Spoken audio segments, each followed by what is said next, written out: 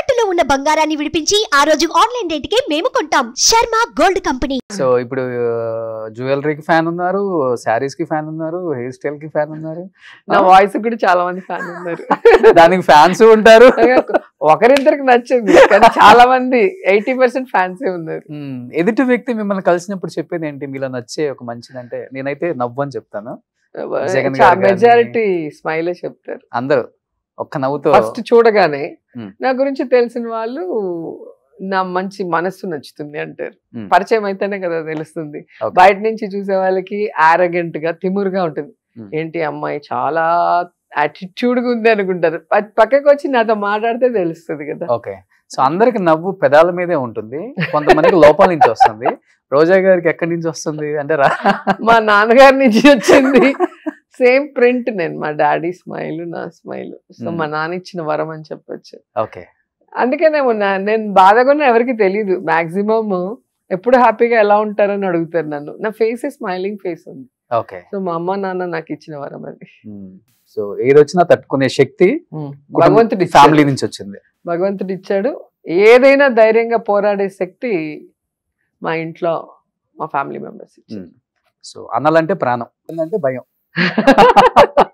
ఇప్పటికి ఆయన ఇప్పటికి నన్ను 10th క్లాస్ స్టూడెంట్ లా చూస్తాడు. నీకు ఏం తెలీదు అంటాడు. లోపలికి వెళ్ళి రూమ్ లోకి వెళ్ళి నాకు పెళ్ళైంది, 2 పిల్లలు, వాళ్ళకి కూడా పెళ్లి చేసే వయసు, ఇంకా చిన్న పిల్లలు అనుకుంటున్నాడు అని మా ఆయన దగ్గర కొట్లాడుతుంటా. అక్కడ చెప్పొచ్చు కదా, నా దగ్గర చెప్తే ఏమొస్తుంది అంటాడు మా ఆయన. అక్కడ చెప్పలేక కదా నీ దగ్గర చెప్తున్నాను. పెద్దన్న పేరేంటి? కుమారస్వామి రెడ్డి. చిన్న రాంప్రసాద్ రెడ్డి గారు ఎప్పుడు మీతోనే ఉంటారు. నేనంతా కంటికి రెప్పలా కాపాడుతూ మేమిద్దరం కొట్టుకుంటుంటాం. ఇద్దరం ఫ్రెండ్స్ లాగా ప్రేమించుకుంటాం, కొట్టుకుంటాం, తిట్టుకుంటాం, ఇచ్చుకుంటాం, పుచ్చుకుంటాం. సో మధ్యలో కూడా ఆయనతో భయం, కొంచెం డిగ్నిఫైడ్ గా ఉంటాడు, ఆయన సైలెంట్ గా ఉంటాడు. ఆర్థికంగా కూడా మీకు వచ్చే రెమ్యునరేషన్లు కావచ్చు, లేకపోతే మీరు సంపాదించింది కావచ్చు, అన్నలకే ఎక్కువ వదిలిపెట్టేవాళ్ళు, వాళ్ళే చూసుకునే వాళ్ళు. ఒకనొక టైంలో అన్నల వల్ల కూడా కొంచెం ఆర్థికంగా ఇబ్బంది పడ్డారు ఆమె అనే మాట వాస్తవం. ఏదన్నా మా ముగ్గురిదే కదా. మా అమ్మ నాన్న చనిపోయాక నన్ను వాళ్ళిద్దరే కంటికి రెప్పలా చూసుకున్నారు. సో వాళ్ళ లైఫ్ అంతా కూడా నా కోసమే వాళ్ళు ఉండిపోయారు కాబట్టి ఏది వచ్చినా మా ముగ్గురిదే. అది నాది వాళ్ళకి ఇచ్చాను అనేది కాదు కదా. వాళ్ళ సమయము, వాళ్ళ సపోర్ట్, ఒక ఫ్యామిలీ సపోర్ట్ లేకపోతే లేడీకి చాలా కష్టం సొసైటీలో. ఎప్పుడు ఏం చేద్దామా అని చూస్తూ ఉంటారు కదా. మీకు తెలిసే అది ఉన్న 2 ఇండస్ట్రీలు ఎలాంటివి మీకు తెలుసు, డామినేటివ్, మెయిల్ డామినేటివ్. సో అన్నలు, భర్త, ఫ్యామిలీ అనేది చాలా ఇంపార్టెంట్. అప్పుడే వాల్యూ కూడా ఉంటుంది. ఇప్పుడు ఫ్యాషన్ అయిపోయింది డైవర్స్ ఇవ్వటము, అది చాలా తప్పు. నాకు ఈ టైంలో వాళ్ళకి డైవర్స్ అనేది లేదు కదా. కష్టం వచ్చినా నష్టం వచ్చినా అడ్జస్ట్ చేసుకొని దాన్ని సరిదిద్దుకోవాలి సమయం వచ్చినప్పుడు. ఒక మనిషి ఎప్పుడూ కోపంగా ఉండడు కదా, ఒక మనిషి ఎప్పుడు చెడ్డగా ఉండడు. ఏదైనా ఒక చిన్నది జరిగినప్పుడు మనకు నచ్చలేదనుకో, మంచి మూడ్ ఉన్నప్పుడు వాళ్ళకి దాన్ని తెలియజేసి దాన్ని సరిదిద్దుకుంటే ఖచ్చితంగా ఆ ఫ్యామిలీ 100 years హ్యాపీగా ఉంటుంది. పాతకాలంలో అదే కదా చేసేవాళ్ళు. ఇప్పుడేంటి, నేను సంపాదిస్తున్నా, నేను నీకెందుకు అడ్జస్ట్ అవ్వాలి, టింగ్ అని డైవర్స్. అసలు డైవర్స్ వల్ల ఏం ఉపయోగం ఉంటుంది చెప్పు? ఇతనితో నువ్వు ఉండలేంది, నెక్స్ట్ వచ్చే వాళ్ళతో ఎలా ఉంటావు? వాళ్ళు ఎలా ఉంటారు? వాళ్ళతో అడ్జస్ట్ అయ్యే కన్నా ఫస్ట్ వాళ్ళతో అడ్జస్ట్ అయితే గౌరవం ఉంటుంది, ప్రేమ ఉంటుంది, సరిదిద్దుకుంటే ఫ్యామిలీ బాగుంటుంది.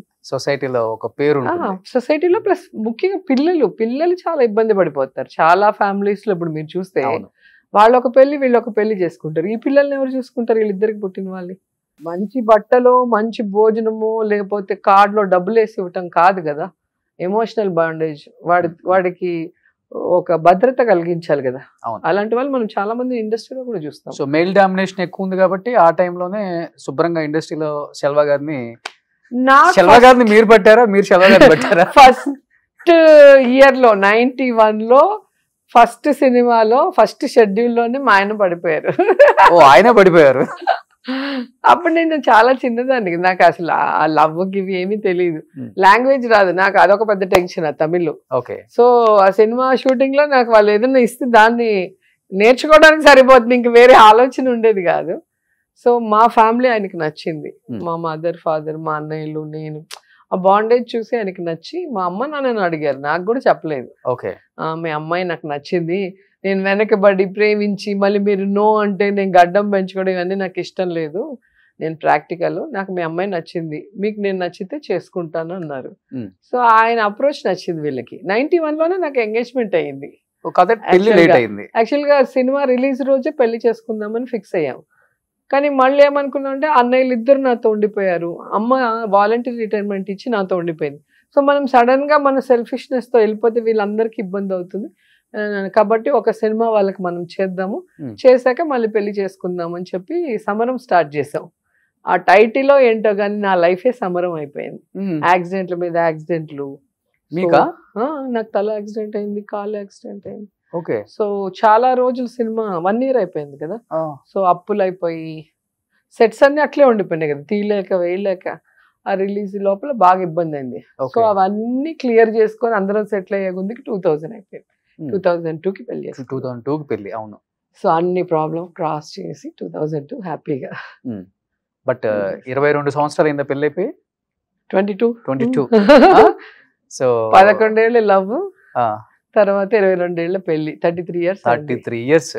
అందరూ అనుకుంటారు రోజా గారి వల్ల శెల్వా గారు భయపడతారు అని, కానీ కొంతమందికి మాత్రమే తెలుసు శెల్వా గారికే వీళ్ళు భయపడతారు. సైలెంట్ గా ఉండే వాళ్ళకి అందరూ భయపడతారు, గట్టిగా మాట్లాడే వాళ్ళకి ఎవరు భయపడతారు. ఎందుకంటే వీళ్ళు కొంచెంసేపు అరుస్తారు మళ్ళీ సైలెంట్ అయిపోతారని తెలుసు. కానీ సైలెంట్ ఉన్న వాళ్ళు ఏం చెప్పరు, నోట్తో కామ్గా ఇలా ఉంటారు ఇలా అంటారు.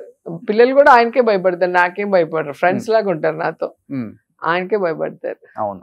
బట్ కౌశిక్ పుట్టే టైంలో బాగా ఇబ్బంది పడ్డారు కదా. ఒంగోలు నుంచి వెళ్తూ ఒంగోలుకి ఒక టెంపుల్ ఓపెనింగ్ కి వెళ్ళున్నా, సిద్ధరాఘవరావు గారు 5th month నాకు అప్పుడు. సో ట్రైన్లో వచ్చేటప్పుడు ఆ హ్యూమిడిటీ, ఆ జనాలు 1,00,000 మంది పైగా వచ్చారు ఆ రోజు. బ్లీడింగ్ అయిపోయింది 5th monthకే. సో అలాగే హాస్పిటల్కి వచ్చి జాయిన్ అయ్యా. 2 months హాస్పిటల్లో అలాగే అయిన తర్వాత 7th month లో పుట్టాడు. చాలా టెన్షన్ 2 months నాకైతే వాడు పుట్టేంత వరకు. అందుకే వాడంటే ఇంకా స్పెషల్ ప్రేమ. ఎక్కువ కేర్ తీసుకున్నా. ఇప్పుడు బాగున్నారు, 6 feet పైన ఉన్నాడు. ఓకే. ఇండస్ట్రీకి వచ్చే అవకాశం ఉందా ఏమన్నా? దేవుడు ఆశీస్సులు ఉంటే వాడికి ఇంట్రెస్ట్ ఉంది. వాడికి ఇంట్రెస్ట్ ఉంది, పాపకి ఇంట్రెస్ట్ లేదు. ఓకే. ఆమెకి చదువుకోవటం అంటే చాలా ఇష్టము. వీడికి డైరెక్షన్ ఆర్ హీరో ఏది సెట్ అయితే అది చేద్దాం అనుకుంటున్నాను. సో ఇంకా టైం ఉంది, అయితే చదువుకుంటున్నాడు, చిన్నోడు కదా. పాప ఒక స్టార్ హీరోయిన్ కి కోడలుగా వెళ్ళే అవకాశం ఉంది, ప్రపోజల్స్ వస్తుంది అనేది బయట టాక్. ఎవరమ్మా స్టార్ హీరో? ఏమో నాకెవరు రాలేదమ్మా ఇంతవరకు, ఎవరు నా చెవిలోకి అయితే రాలా. ఓకే. పాప మీద చాలా వస్తాయి, హీరోయిన్ గా చేస్తుంది, హీరో యాక్టింగ్ కోసం డాన్స్ కోసం ఫారెన్ కి వెళ్ళింది, యూఎస్ కి వెళ్ళింది చదువుకోవటానికి. తనకి సైంటిస్ట్ అవ్వాలని ఇష్టము, కానీ యాక్ట్ చేస్తానంటే మాకు కూడా హ్యాపీ. నేను మొదట్లోనే చెప్పా కదా, యాక్టింగ్ అనేది ఒక వరం, అది అందరికీ దొరకదు. చాలా అందంగా ఉంటుంది. నా పాప యాస్టిస్ అలాగా ఉంటుంది, కానీ ఫేర్ గా ఉంటుంది. నాకు లేని ఆ కలర్ తనకు వచ్చింది. సో తనకి ఇష్టమైంటే నేను కూడా ఎంకరేజ్ చేసి ఉంటా. ఓకే. సో తనకి చదువుకోవాలి మమ్మీ, నేను ఇలాగ అవ్వాలి అలాగ అవ్వాలంటే నేను సరే అని తన ఇష్టానికి వదిలాం. ఫస్ట్ నుంచి కూడా సెల్వా నేను పిల్లల్ని మా మిగతా తల్లిదండ్రుల్లాగా మనం డాక్టర్ అవ్వలేదు కూడా డాక్టర్ చేద్దాం, మనం ఇంజనీర్ అట్టా ఎప్పుడు అనుకోలే. వాళ్ళకి ఏం నచ్చిందో అది కరెక్టా కాదా చూసి ఆ వేలో మేము సపోర్ట్ చేసి ముందుకు పంపిస్తాం.